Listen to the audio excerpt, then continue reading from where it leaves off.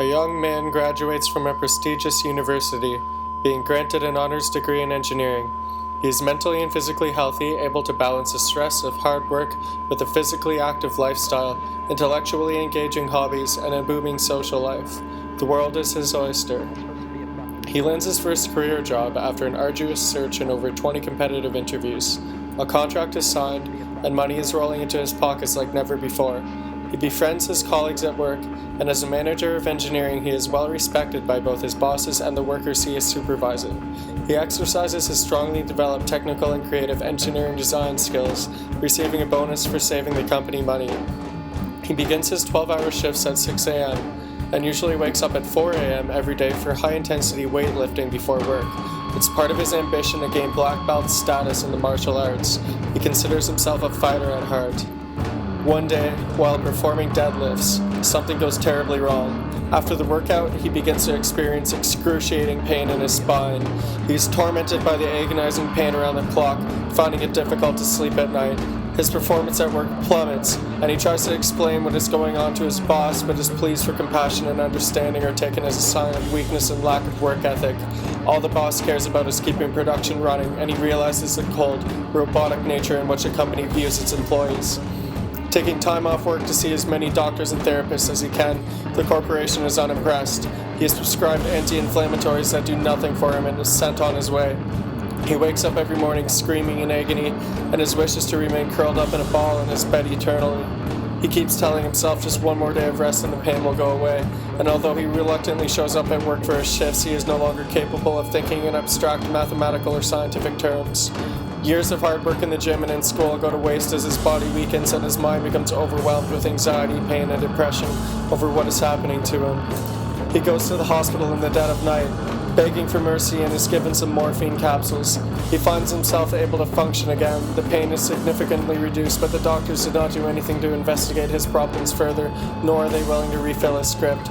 It is too late. After staying up at the hospital all night, he had to take another day off work. The following day, the woman who hired him shows up at his desk midway through his shift, forcing him to sign a legal letter on the spot, in which he promises not to seek legal action in exchange for a month's pay. She is a token of the powers that be, the robotic, inhumane entity of the corporation. Fighting back tears, he's devastated as she tells him a taxi is waiting outside, and he tries to email his engineering buddies for advice and to ask about what happened, but he never hears from them again. Unemployed, he continues his search for relief. His family practitioner sends him for an MRI.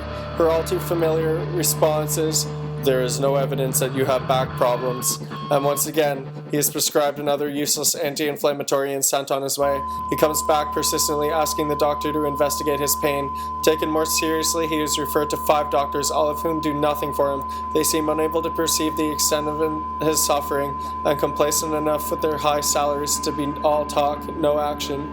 Being placed on a 3-year waiting list for a chronic pain clinic, he becomes frustrated by the system and gives up on it, realizing the necessity to self-medicate.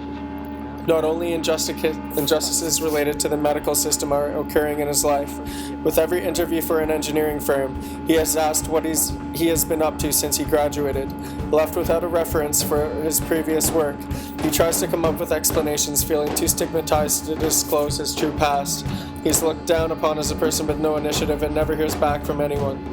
He is physically unable to work at a coffee shop, let alone the labor jobs he used to have, and his self-confidence is crushed. He loses touch with his friends, who can never understand his pain. As time goes on, he begins to receive no interviews at all. Fed up, the young man turns to drugs for relief. He has a lot of money saved, and having been introduced to narcotics by the medical system, which has since abandoned him, he locates these same medications on the black market.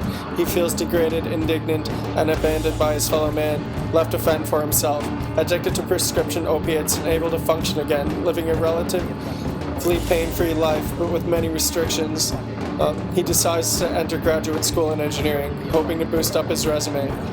He discloses his problems to his professors. Some are more understanding than others. He frequently misses class and needs more time on tests and extensions on assignments.